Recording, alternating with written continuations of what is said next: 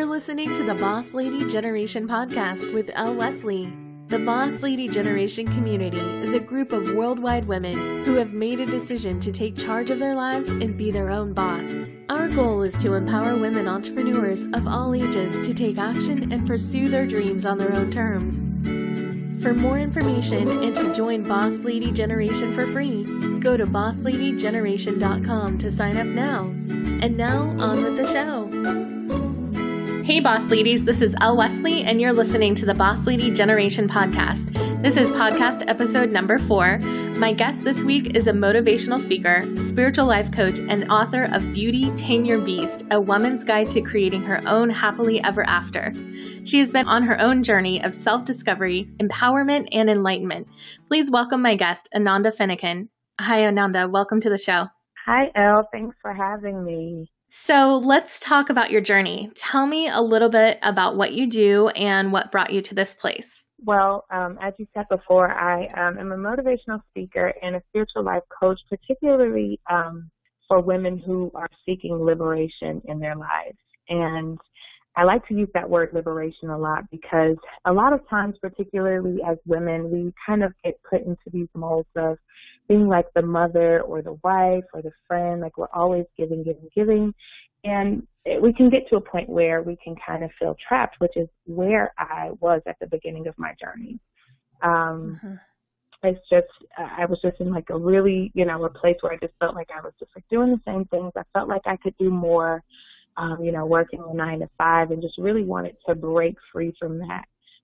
And so, I was able to. It just was a matter of making that choice and taking the right steps to do that. And I just try to empower women to be able to do that same thing, kind of break free and just really ignite their passions and live life on their own terms. Mm-hmm. So how did you break free from the 9 to 5? Well, actually, a long story here. I'll make it short for you. I was just working like a mad woman. I was working like 60 hours a week, managing like several different cell phone stores. And I started getting like really just kind of depressed, It's just like in work, come home, I had a 2-year-old at the time. She was 2, and I just felt like I never got to see her. And so I just started reading like a bunch of self-help books, and I got certified in Reiki, and I started doing all these like holistic healing type of things. I just felt like a calling towards it, Mm-hmm. And the more that I began to indulge that and indulge like my personal like longings and really going towards the things that filled me up and made me feel good about myself, I started to really begin to unfold my purpose. And I noticed that people started to gravitate towards me, and I was helping people and actually coaching people, and, women just coming to my house for tea, just, I noticed that I was offering my gifts, like these were my gifts. And, I was sitting in one session with a friend of mine, actually, and I had like this big aha moment. She was like, you should really do this for a living. And I go, wow, I really should. And so I actually just started out. I didn't know anything about like online work. I actually just started out just like meeting people and networking and really gaining clients that way, mostly through my Reiki. And so, I started backing off of work a bit more because I got pregnant with my second child. And I actually almost died twice while I was pregnant with her. I almost bled to death. And they ended up having to take her early, and she was in the hospital for 2 months. She had tubes attached. She was so tiny. It was just like the saddest thing ever. I was in the hospital for a month. I didn't get to even see her or hold her until she was almost a week old, because I was still in the bed. And it was just like a really kind of life-altering experience. So then I just started thinking, like, what's really important? What am I going to, make a difference? Am I going to begin a change, or am I going to just keep doing the same thing that kind of landed me here? Because I'm, it was almost certain that I was just completely overworked, and I was unable to carry my child full term because of that. Mm-hmm. And so, I took some time off of work so that I could heal. Actually, like, I took a lot of time off. I intended to go back, but initially I was just going to take like a year so that I could heal. And yeah, just during that time, I just realized, like it wasn't worth it. So I made that decision. It was like all or nothing. You're going to go in and you're going to go hard and you're going to do this. And yeah, I just made up my mind to do that, and I was able to do that. And it's really funny, and I mentioned this in my book, that once we make that choice and we make that decision that we're going to create a change or cultivate any change in our lives, all it takes is us to decide that that's going to happen. Because I knew nothing, like none of the things that I know now about, marketing and sales and branding and all of that good stuff. I knew nothing. And I remember like gaining my first like high dollar client. I didn't even have a sales page. I just, had given her some information and we were passing some emails, and she was like, please, can I work with you? And that was kind of like my even bigger aha moment, when it's like when you are in your zone and you know your gift, you know your purpose, and you have that and you uphold that, and you can do anything. Like it becomes, your work becomes effortless and it doesn't drain you in that way. So, yeah, that's pretty much like my long story of how I came to do what I do now. But I feel very passionate about, helping women to find their purpose and what really inspires them, and use that to create a life that is meaningful to them. I think that's really a beautiful journey. And I love how you talk about you made a choice to cultivate change in your life. So tell me a little bit about your experience with depression and making that choice to change. Yes. So as I mentioned, this was shortly after leaving the hospital and leaving my daughter there in the hospital. About a month later, I had lost my grandfather, and it was just like a complete random act of violence. Something that you just think could never touch your family or your life, and it happened. And, it was just like a lot of things that were going on around that time. And I just dipped down into this place that, was typically very uncharacteristic of me. Like I was really depressed. And I remember at one point, like someone had asked me what I was doing tomorrow or something like that. And I got off the phone in the conversation. I literally balled up in the floor, and I just I cried, like in the fetal position, like thinking about like tomorrow, is it going to be the same as today? Mm-hmm. And it was just really, really, like it really was just a hard time in my life.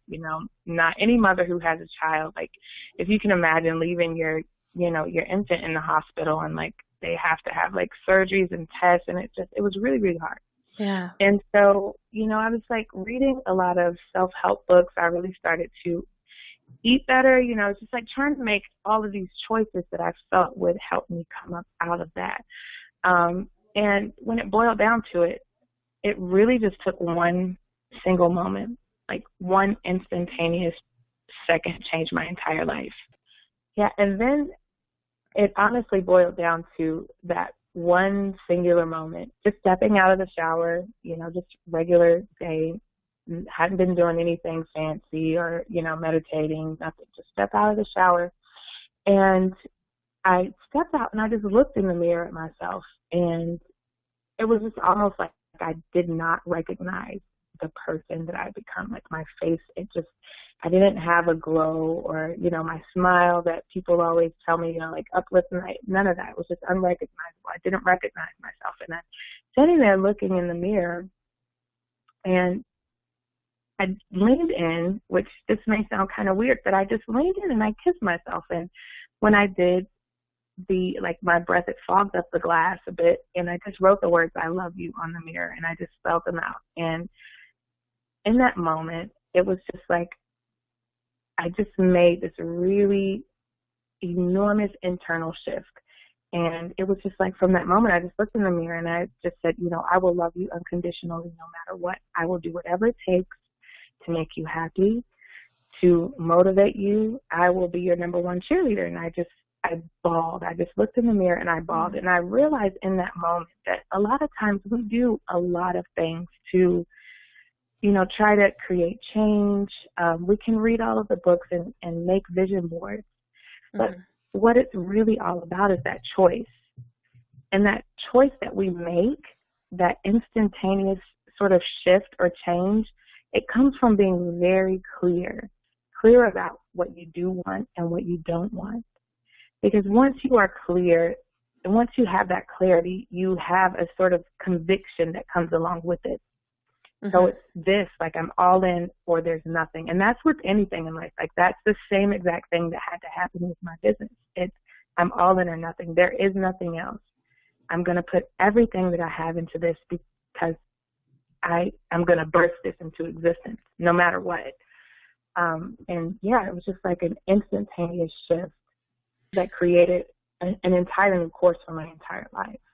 Wow. It's incredibly powerful to hear that. But let's talk about having that clear purpose and that knowingness of, you know, a passion or a purpose. I talk a lot about having passion and purpose, and clearly you do as well. But what do you say to those who feel passionless or without purpose? Do we all need to have a passion? Well, not only do we all need to have a passion, we all have a passion. If a person feels passionless, it's only because they have become disconnected from themselves and what makes them happy. And because this is actually quite common with women, because we get so caught up in roles. We are someone's wife, someone's sister, someone's mother. You know, we're so put into these roles, and we take on so many different roles that it's easy for us to just not be ourselves. And that's typically what happens when somebody feels that they are passionless. They've come out of touch with themselves. And so what I always do is I begin this with no matter what. Every single person that I work with in my book, I always begin with creating space. Mm-hmm. It's the biggest thing that you can do is create space, whether, creating physical space, like decluttering your life and, taking on that whole journey, but also creating heart space and soul space, creating boundaries, putting that space between who you are, what you want, what you need, and what other people will project on you from who they are, what they want, and what they need. And that's a really, really big deal, especially in entrepreneurs, particularly in entrepreneurs, because as anyone can tell you, when you first begin that journey as an entrepreneur, a lot of people don't really respect what we do. They want to infringe on our time. They feel like we have all day to fix their problems or, help them because we're just at home. Mm-hmm. Or, creating those boundaries, it's a really big deal. And then in creating space, you also want to, release those things that you simply don't want, that aren't aligned with who you are as a person. And in that way, creating the time and the space to indulge in the things that you do want. And actually on my website, as far as the purpose, finding deeper purpose and meaning, on my website, I actually have a workbook and guided meditation it's completely free, but it's all about purpose, because a lot of times when we think of our life's purpose, we think of something huge, something big and enormous. Mm-hmm. But I kind of think of the opposite. Like, I like to simplify it. Like, if you could just do something or have a passion and just describe it in like 2 to 3 words, like, what would that be? And just kind of work your way from there, so that it really does. It's just a fun and unique way to kind of get the juices flowing in your brain and really remember your passions. Like, what did you like before you felt passionless? We most of the time, if we're feel that we're passionless, it's important that we remember what used to make us, excited or invigorate us, and pull us forward in life. So let's talk about manifesting miracles. You talk about that a lot, and I'd like to know your perspective on what it actually takes to manifest miracles. So when it comes to manifesting miracles, a lot of people, we kind of just think of the things that you do to go along with that, if that makes sense. Like making a vision board, taking a few minutes to meditate on what you want, or, do what I like to call vision mapping, where you map out the places that you go during the day and maybe leave like pictures or notes or something sort of. Like, we do all these things, and those are all beautiful things, and they do help. But from my perspective, I like to start with healing, which actually is teaching ourselves to receive those miracles. Because once we really want something and we truly want it, and you make that instantaneous choice that I spoke of earlier, it already begins to manifest. It's just a matter of it actually materializing in your life. Mm. So we have to really open ourselves to receive that. And that can only come from healing. And, like that, we talk a lot about mindset, and, we have a lot of core beliefs that really kind of obstruct our view of what is possible and what our limits are. We don't open ourselves up to our full potential. And so once you are able to heal, which is what I call our 7 core pains, and I talk, that's pretty much like the largest portion of my book. It's mostly about healing these 7 core pains that we have. But you go through and you begin to kind of shift those blockages that you have from calling in what you really want in life. It's not really just about the seeing the vision. It's about knowing that you are worthy of the vision, knowing that, you can obtain it, it really boosting your confidence, learning to listen for that divine guidance when it comes, or, that little tickle in your stomach that you get that's telling you, hey, do this, all of those are all miracles being manifested. We just have to teach ourselves to see them so that we can open ourselves to them and really watch them unfold. Because, just like I mentioned before, I mean, my first high-paying client, I didn't even have a sales page. Nothing. I had nothing, and it just kind of, unfolded in that way because I allowed it to. I kind of stepped out from where I was, and I did what I needed to do to really open myself up to say, I'm here, I'm ready, I surrender everything, and, I welcome it in. And it's really, again, it's just kind of hard to do that when we have these mindset blocks that keep us from, that keep that from flowing into our lives. So do you think that someone's awareness of who they are factors into how they treat themselves and others? Oh, most definitely. I think that is probably the biggest factor, because if you are aware of who you are, if you are aware of, what you want, where you want to be, you're better able to, not only help yourself get there and equip yourself to get there, but you're also able to help those that are along the same path as you, and not really, I guess avoid is kind of the wrong word. I can't really think of a better word for it, but avoid those who aren't along the same path as you.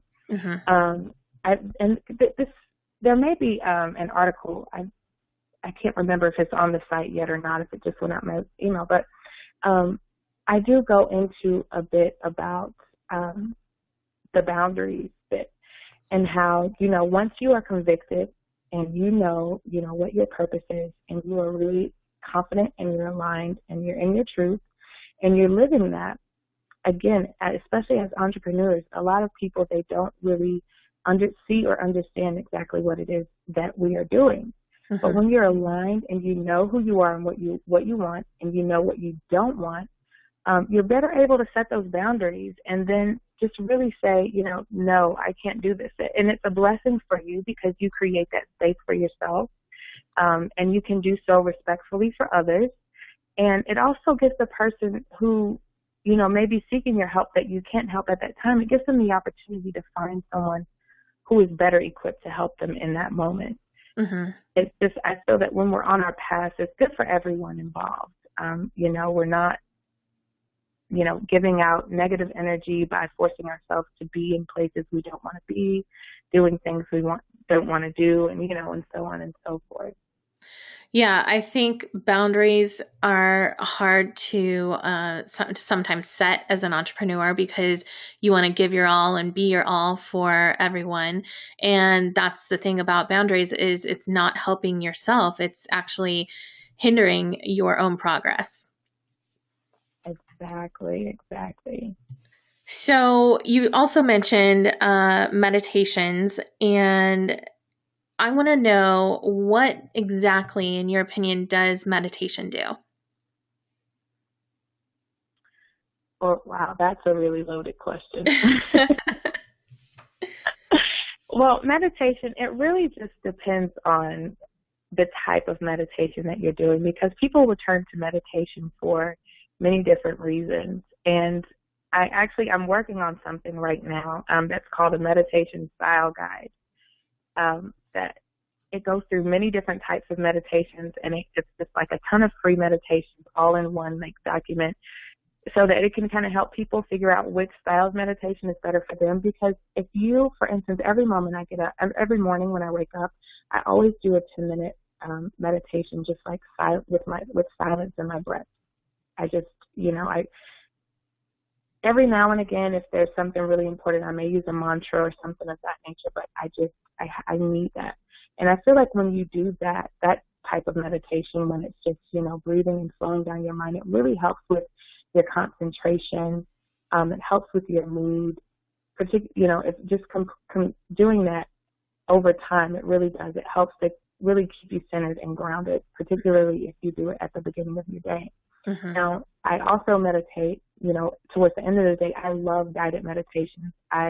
This might sound egotistical, but I even listen to my own guided meditations. Sometimes I just make them for myself, and then I'll, share them with others. But yeah, I love guided meditations, and those usually serve a specific purpose. If someone's looking for some of the more physical or health or mental benefits of meditation, I will usually, kind of tell them just to sit in silence and really learn to sit with the breath and learn to release the thoughts, calm the body and center the mind, and that, calm the mind, center the body, and that whole sort of thing. But I love guided meditation, because they each still have their own specific purpose behind it. And then I like working with mantras and mudras, Kundalini style as well. I think it's really good that you're recognizing there's different types of meditation styles, because not everyone is comfortable with mantras or, just being silent and with their thoughts. So there's different types of styles for everyone. And I think there's a different type of meditation, or there's a meditation for everyone that they could be really comfortable with.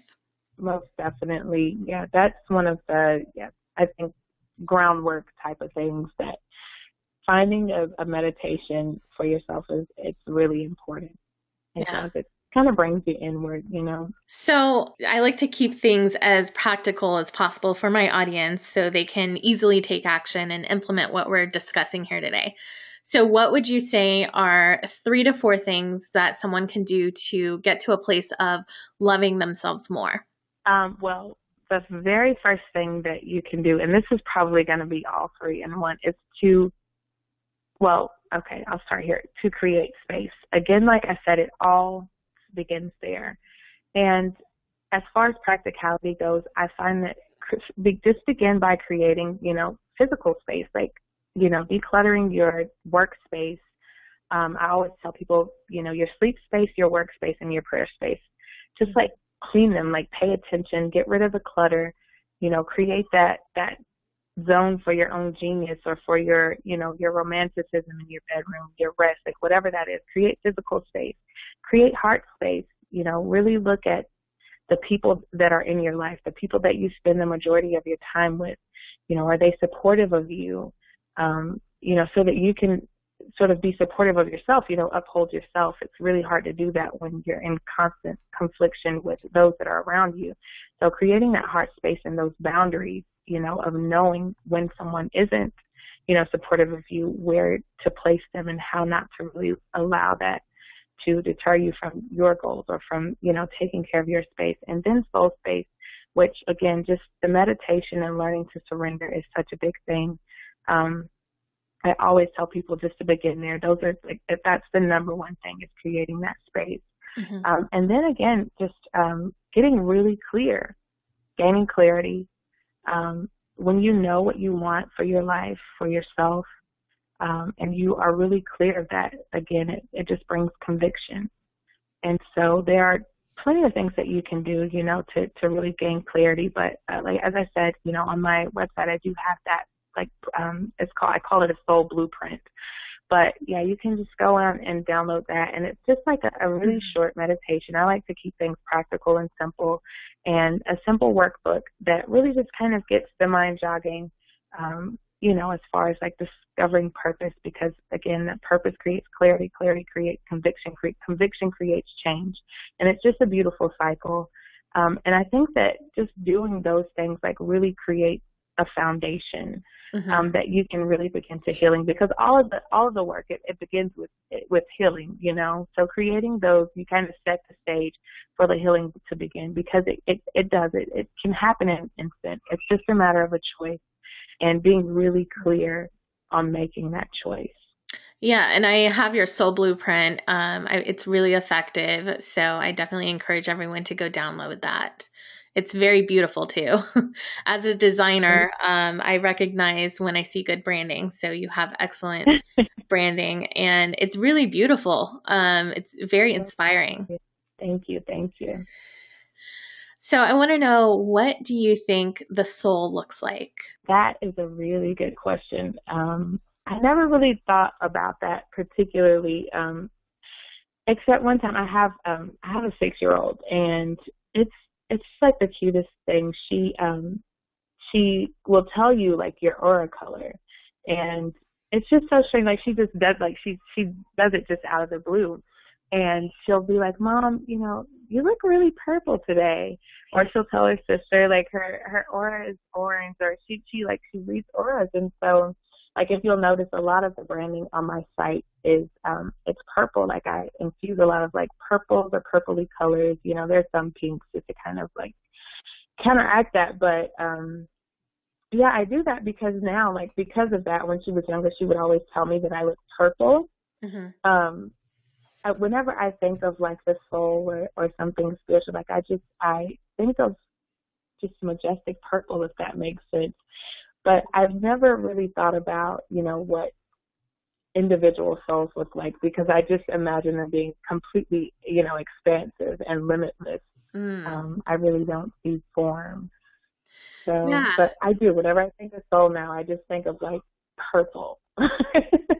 I love that, because when I see your branding in particular, I do see you as purple. And I don't read auras or anything, but I mean, I think, you know, I do associate you with purple, and maybe that's because of your branding, but I also see it as just this beam of energy from your brand as well. So, I know you do some affirmations as well as meditations. Why are affirmations effective, and are they really all that powerful?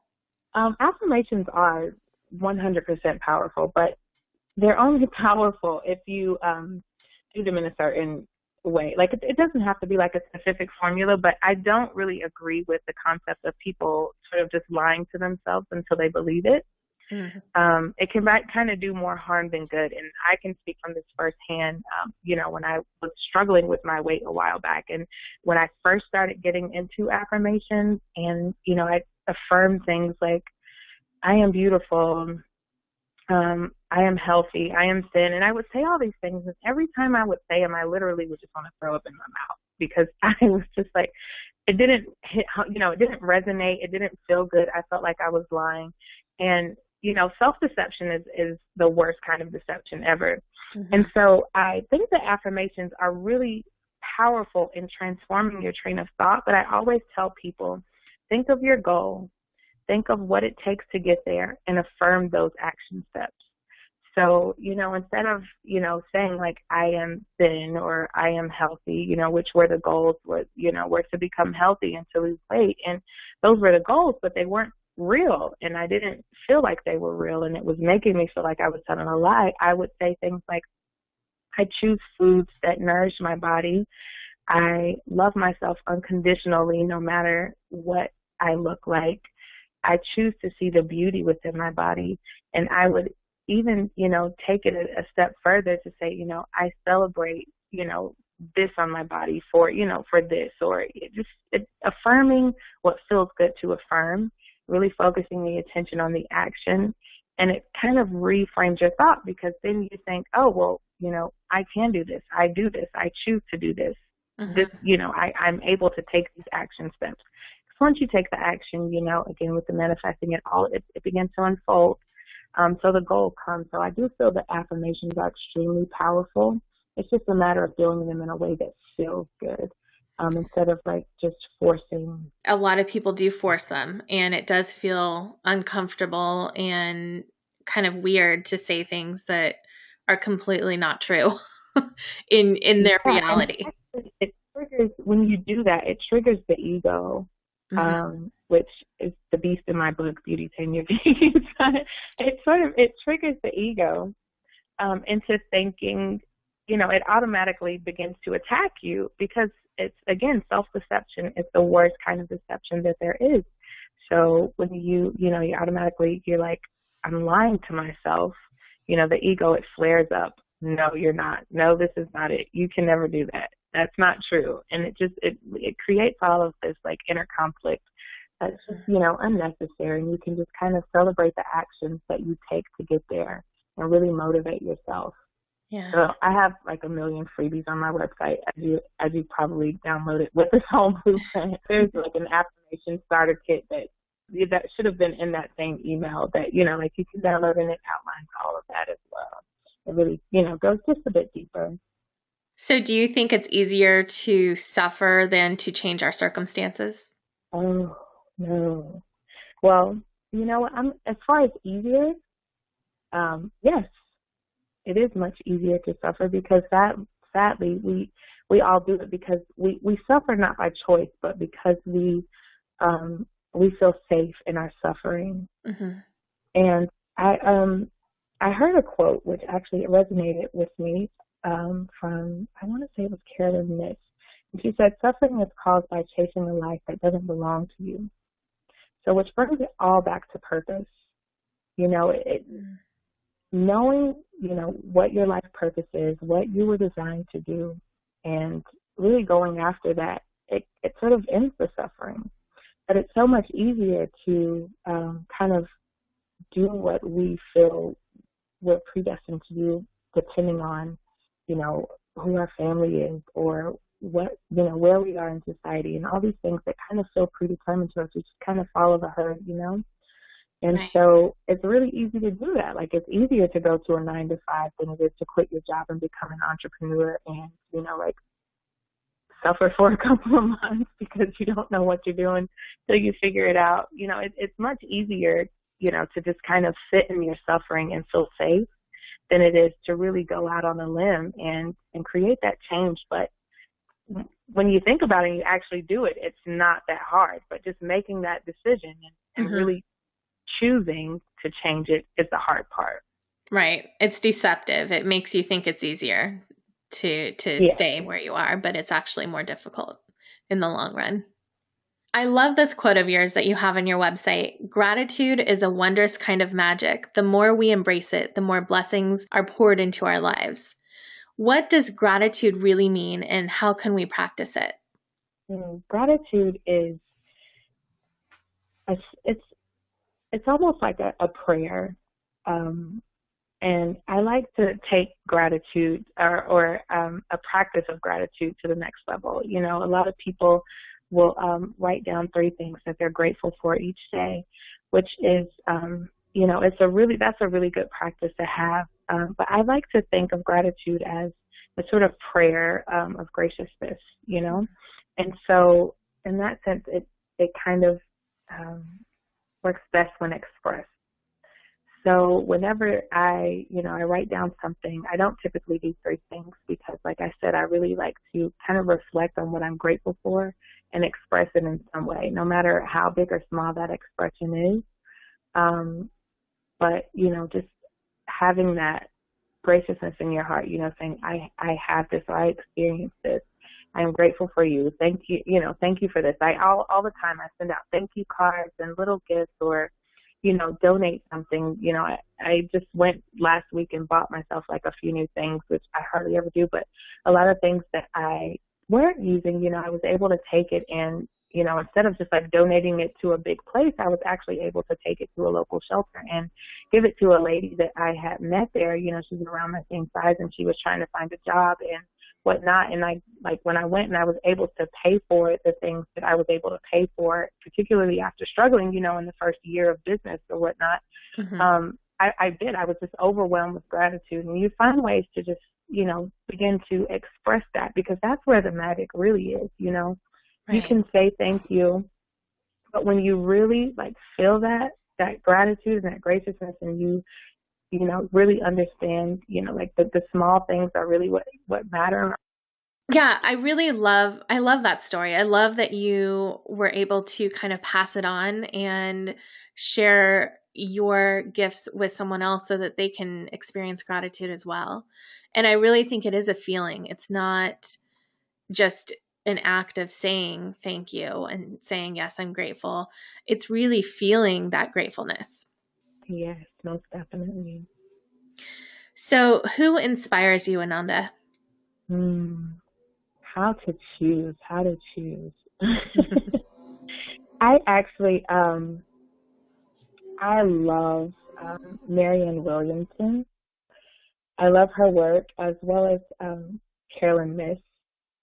And my little girls, I've got 3 little girls, and they are like the most magical beings in the whole world. They teach me so much, especially like my little 6-year-old. She's really awesome. She she was actually the one who I almost died giving birth to, but she's just this amazing little being, and she really pushes me to stay more in touch with my intuition. And she'll do little cute things, like she'll lay out cards, like just playing cards, and she's like, I bet I can choose the right one. And she'll say, I can just ask myself, and I can feel it when it's the right one. And it's just so amazing, because like 70 to 80% of the time she gets it right. And so like one day I was like, okay, well, show me how to do it. And she just, like really taught me actually a really unique way to get in touch with my intuition in a way that I never really would have thought about otherwise. Like, I don't know, like my children, they do little cute things like that all the time. And it's so inspiring, like their just sort of like fresh connection, I guess. That's adorable. And they have their own intuition that we can really learn from children, because they're connected in a magical way, I think, to the world, and not. They don't have all the conditioning that we have yet. Yes. Yes. So what are your goals for the rest of this year? You have a book coming out, right? Yes, that is like my biggest goal. I'm like a plan fanatic. I went crazy and took like a month preparing for this year. But so like a lot of my attention is really being focused on my book and really getting it out there. Hopefully in November it will be available. And I also have a course that's coming out actually in February, and it's called The Mastery of Miracles, which is kind of a more it's kind of along the same lines as the book, but it's just really more in depth with a lot more material, video, audio, worksheets, and that whole thing. But yeah, it's called The Mastery of Miracles, and it's a life liberation program, and it just sort of breaks down the process that I use with my personal clients, which I've kind of veered away from for 2016, really focusing, on the book and the course. I've got 2 courses I want to release this year. So those are my big goals, are my courses and my book. Well, congratulations on the book. Can't wait to see it and read it. How can my listeners find out more about you? They can go to my website, which is www.anandafinnikin.com, ANANDAFINNIKIN.com.